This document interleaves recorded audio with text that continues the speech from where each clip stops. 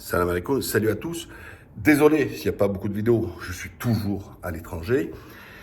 Et donc je vais essayer de vous donner un petit peu mon éclairage sur les législatives.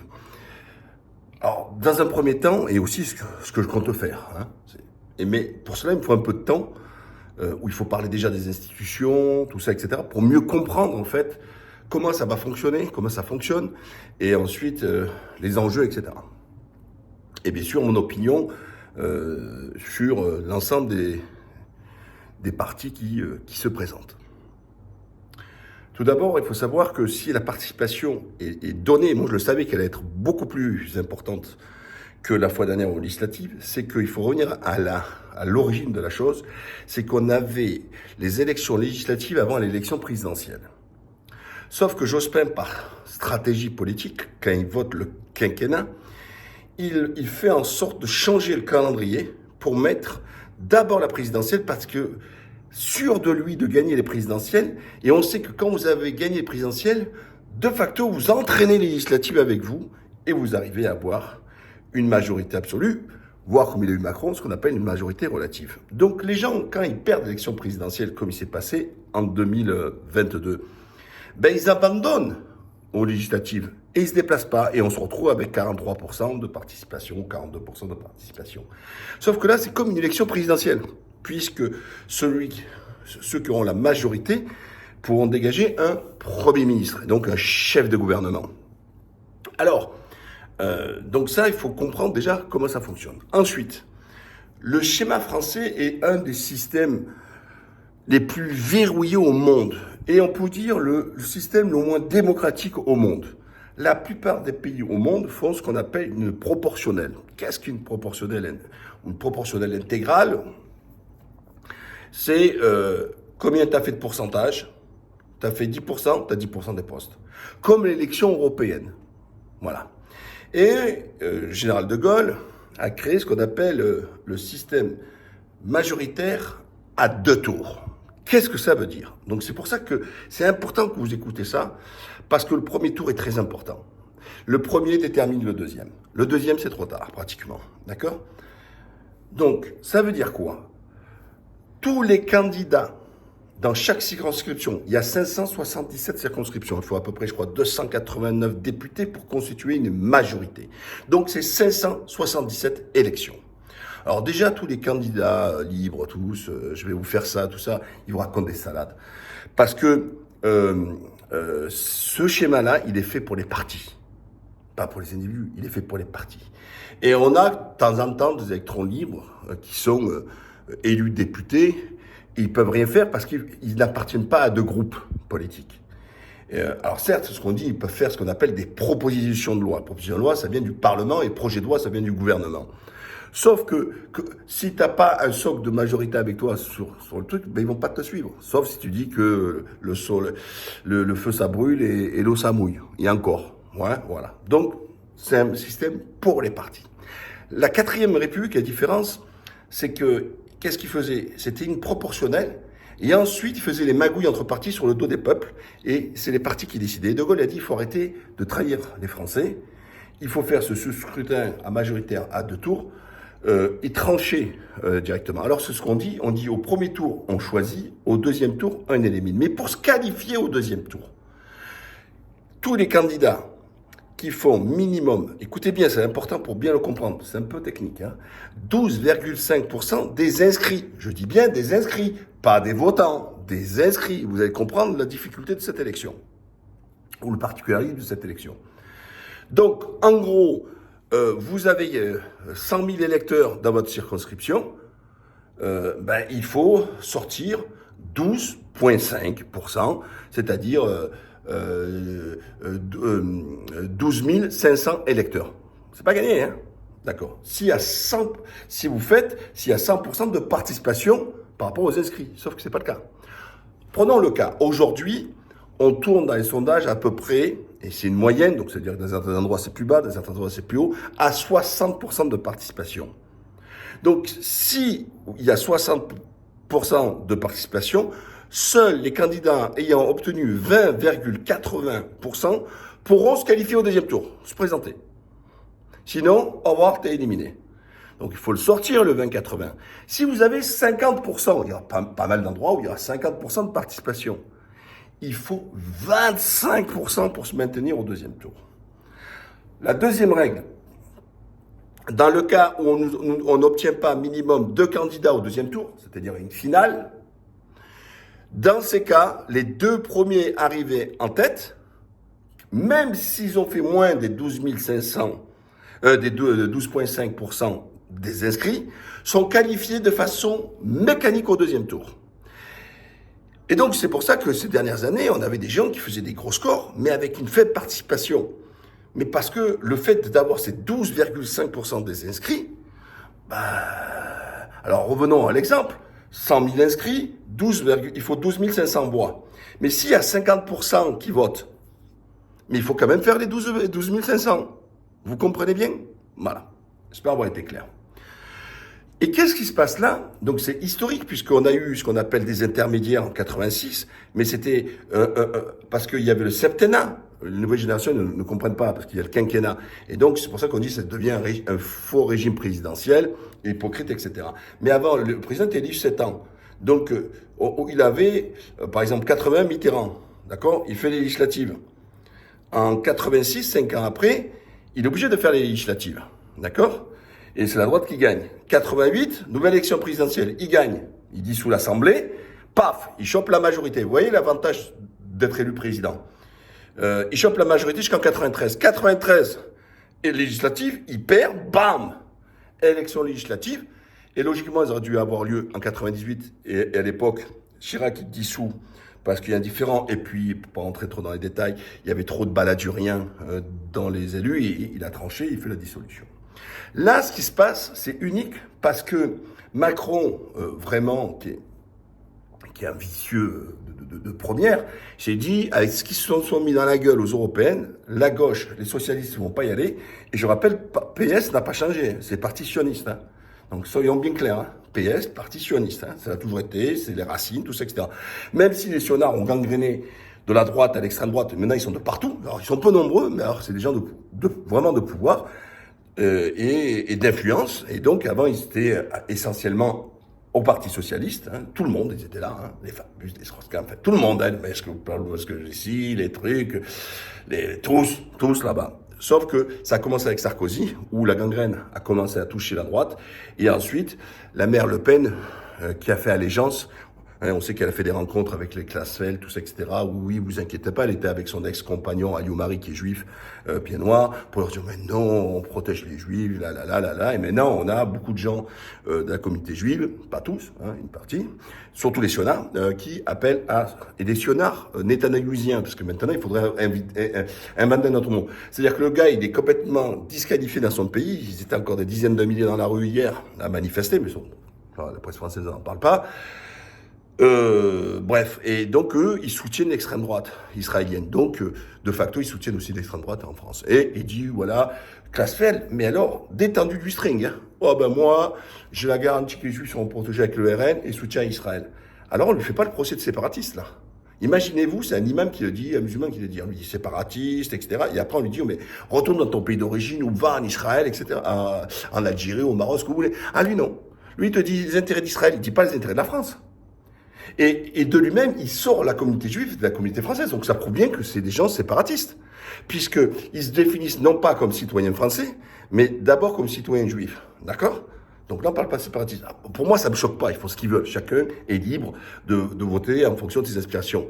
Vous voyez? Donc idéologiquement, ça me dérange pas, le truc. Mais c'est dans l'hypocrisie, quand ils font des lois séparatistes et tout ça, etc., et sur un autre État, et ils se font pas tacler. C'est bizarre. C'est pas Zemmour qui va le faire, puisqu'il soutient aussi Israël, etc. Alors que Zemmour, ils ont dit, vous vous rendez compte, ils sont plus israéliens que français, ils pensent à leur communauté juive, donc c'est du communautarisme. Alors quand les juifs, ils font, avec le CRIF, tout ça, donc la communauté juive, ils parlent de communauté juive, pour eux, c'est universaliste. Si c'est des musulmans qui ont truc, c'est communautariste. Vous voyez la différence? Eux, universalistes, les musulmans qui se regroupent, ce serait un truc. Comme leur histoire de islamo-gauchisme. Imaginez la petite fille, on s'en rend compte que ça n'a pas été fait par des petits jeunes musulmans d'origine maghrébine qui a été violée. et je souhaite le meilleur à la pauvre gamine. Aucune gamine, hein, quel que soit le truc, doit être violée. Hein. Déjà, bon, c'est un autre sujet. Il y a un gros, et je salue mon pote Salim Labidi qui fait un gros travail sur les pédophiles. On est gangréné en France, c'est un vrai cancer. Hein. Bref. Et qu'est-ce qu'ils font? Là, ils sont déçus parce que les prénoms ne font pas écho à ce qu'ils voudraient penser. Eux, ils avaient déjà fait le procès à Mélenchon, c'est à la faute des LFI, Gaza. Bon, ils avaient fait toute leur tchatchouka. Sauf que quand ils ont appris les vrais prénoms, ils l'ont pas diffusé, parce qu'ils sont mineurs, tout ça, mais ils ont pas voulu le diffuser. Pourquoi? Pour laisser croire, entendre encore que ce serait un mauvais arabo-musulman, qui a un gamin, qui aurait entendu peut-être ses parents ou Mélenchon, et donc, par rapport au Gaza, il se vengeait sur la pauvre gamine. C'est pas du tout le cas. Voilà. Hein? Donc, soyons bon clairs. Et donc, il parle de islam. Non, il parle pas d'islamisme, parce que même ça veut rien dire, mais, parce qu'on dit pas juifiste, hein, on dit pas chrétientiste, hein, on parle de droite de juif, du extrême, tout ça, mais on met pas de ist, hein, comme le kiste, hein, etc. Et là, il dit, c'est le seul candidat, il faut le voir quand même, qui, il le dit même dans son programme, en number one, il parle que de ça, moi, c'est non à l'islam, non aux musulmans. Donc, non à une partie des Français. Et ça choque personne. On n'a pas de candidat de parti, non, dont Mélenchon ou LFI, qui dit non aux juifs. Vous voyez? À la rigueur, sioniste, parce que ça, ils veulent nous l'interdire. Sioniste, c'est une idéologie politique. Juif, c'est une confession, d'accord? Mais je dis sionisme, ils disent, si vous condamnez le sionisme, vous êtes antisémite. Si vous condamnez Netanyahou, vous êtes antisémite. Mais 95% du monde, alors, est antisémite. Parce que tous les peuples du monde, à 99 même, je pourrais dire, et les pays, à 95 pays du monde, dénonce le massacre qui se passe à Gaza. Bon, c'était pour vous donner l'éclairage. Et là, on n'a pas de candidat là-dessus. Le seul qui faisait de l'antisionisme une action ensuite politique, c'était Dieudonné. Et vous savez comment il a fini? Interdit de théâtre, interdit de représentation, etc. Alors, ils l'ont dépouillé, d'accord? Il y a Soral aussi marginalisé, tout ça, etc. Zemmour, non, c'est le contraire. Plus il est condamné, plus il crache sur les musulmans, plus on lui donne le micro. Il a un taux d'audience, d'accord, qui ne reflète pas son score. Voilà, l'autre truc, voilà. Donc, en y ayant passé, désolé d'avoir passé un peu longtemps, mais il fallait esquisser un peu tout ça, le choix. Je suis de droite, moi, à la base. Qu'est-ce que ça veut dire être de droite? Ma droite est morte, n'existe plus. Ma droite, c'est Chirac, c'est Villepin, mais ils n'existent plus, ça ne se présente plus. La droite, elle a couru après le RN. Alors, ils ont beau faire le procès à Ciotti, qui a rejoint l'OM, mais lui, il a été cohérent dans sa démarche. Il a tenu toujours les mêmes propos. Les mêmes propos qu'au RN. Donc, il n'y a rien de choquant pour moi, pour Ciotti. Ce qui m'est choquant, c'est tous, même les Pécresse que j'ai connus. Alors, tous les mecs, hein, là, je les ai tous connus, hein, quand moi j'étais en action. Hein. Les Bertrand, tout ça. Mais Bertrand, il fait la misère à Averroès. Après, maintenant, il s'inquiète pour les musulmans et tout. Mais tu te fous de ma gueule ou quoi? Oh, c'est le meilleur lycée de France, le meilleur résultat de trucs, et tu les emmerdes, tu leur donnes pas les subventions, etc. Donc, tous, vous avez couru après. Voilà. Sauf que Ciotti, lui, il a été cohérent, il a été. Et les autres, vous êtes choqués, tout ça. Sauf qu'une partie, qu'est-ce qu'elle a fait? Comme Bellamy et tout, il dit, moi, deuxième tour, si c'est la gauche, c'est direct RN. Donc, ça revient au même que Ciotti. Que vous votez RN au premier ou au deuxième tour, vous êtes RN. Et l'association est faite. Mais ça, pas un mot. Ils disent pas un mot chez les mecs. Et tous se disent, mais moi, je les mets au même niveau, la gauche et le truc, pas de front républicain, bye bye. Et une autre partie qui a magouillé, notamment dans le Val-de-Marne et dans d'autres endroits, ou avec Macron. Alors, ils ont craché sur Macron, mais toujours jamais en votant une motion de censure, hein, la droite. Hein, chaque fois. On est contre Macron, c'est la truc, c'est ci, c'est cela. Sur-il le premier, d'ailleurs. Hein. Et ils ont jamais voté une motion de censure qui aurait pu faire chuter le gouvernement. Jamais. Mais c'est des hypocrites, les Français. Non, on en a marre de vous. Ils en ont marre de ces hypocrites, des doubles figures. Assumez votre discours. Moi, j'aime bien les gens, même si je partage pas leur idée, qu'ils assument intrinsèquement leur position. Donc, ces faux culs, et d'ailleurs qui sont en voie de disparition, ont magouillé avec le parti de Macron en disant à tel endroit on met LR, pas de macroniste. Quand ils mettent un macroniste, pas de LR. Mais c'est une coalition. Mais pourquoi vous trahissez les électeurs? Pourquoi vous dites pas aux Français la vérité? Donc il y a une partie qui dit, moi je vais me mettre sur le RN, mais seulement au deuxième tour, et certains disent, on fait dès le premier tour, on fait alliance avec les macronistes, parce que c'est une alliance, tout simplement. Donc, dégagez. Alors, pourquoi je suis à droite? Parce que chacun me casse les bonbons là-dessus, etc.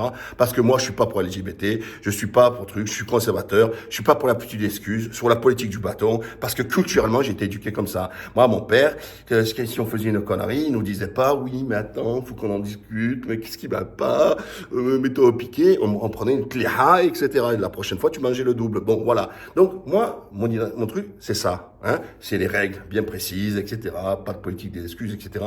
Je suis pas un wokisme, je suis pas dans tous ces trucs-là. Enfin, voilà, c'est pas ma tartine. Après, bien sûr, en tant que musulman, on est influencé par le fait social. Ben oui, bien sûr, sur le plan économique, la droite de papa, comme j'étais, tout ça, ce qu'on appelle les gaullistes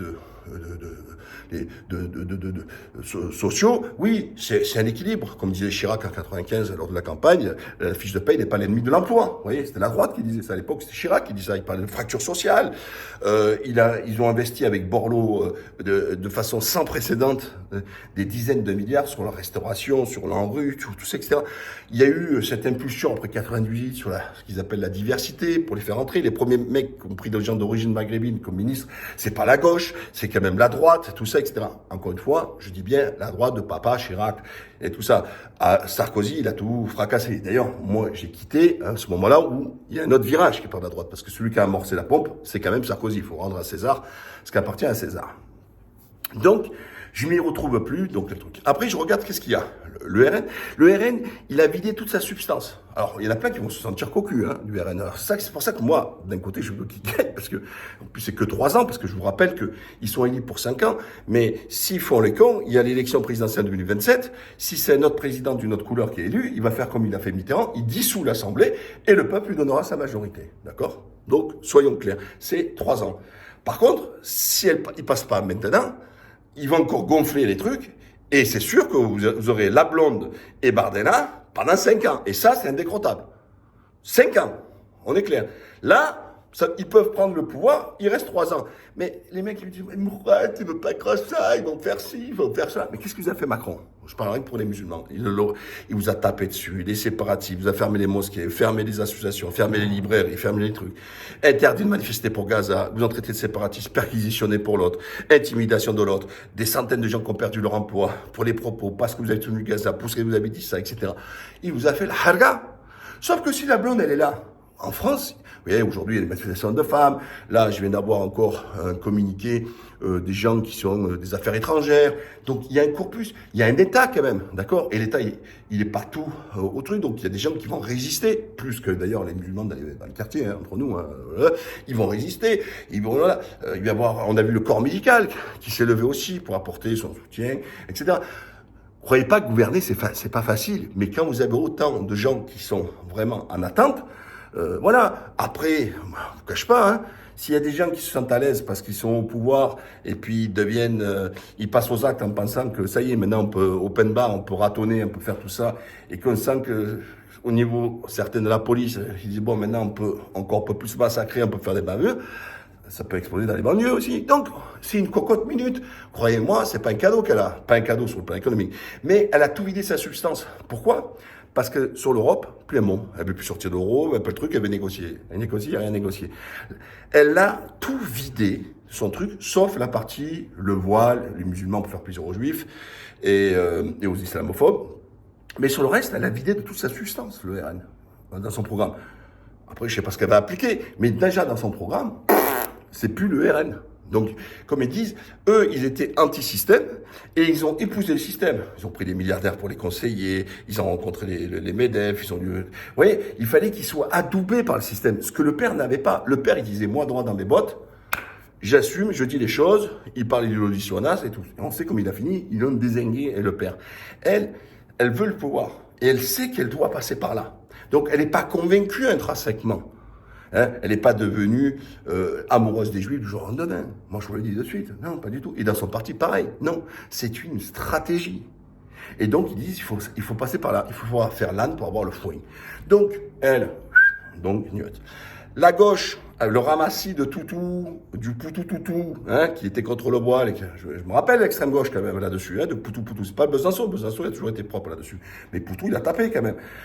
Même Mélenchon, historiquement, il bouffait de trucs. C'était un bouffeur de curé, tout ça, etc. Qu'il ait changé, qu'il prenne de position, tout ça, etc. Dont acte. Vous voyez, seul Dieu juge les cœurs, d'accord, etc. Il est bon comportement, tout ce que vous voulez. Mais moi, sociologiquement, quand les mecs, ils sont même pour le mariage, tu peux te marier avec ton escargot, avec ton hérisson, avec un lapin, avec un cheval, parce que nous sommes des gens libertaires, tout ce que tu veux, c'est pas ma sauce. Donc, bien que sur des positions, je suis en accord avec, sur la redistribution, tu vois, on peut en discuter, tout ça, etc. Mais sur la partie sociétale, je peux pas. Je rappelle encore cette élection, au premier on choisit, au deuxième on élimine. Donc si je choisis, c'est parce que j'ai des convictions. Moi, mes convictions, elles sont pas là. Donc sur le plan économique, sur le plan sociétal, c'est pas mon truc. Voilà. Donc je vous le dis, je peux pas. Moi, je peux pas valider. Et puis cette alliance avec les socialistes, c'est des serpents. Hein.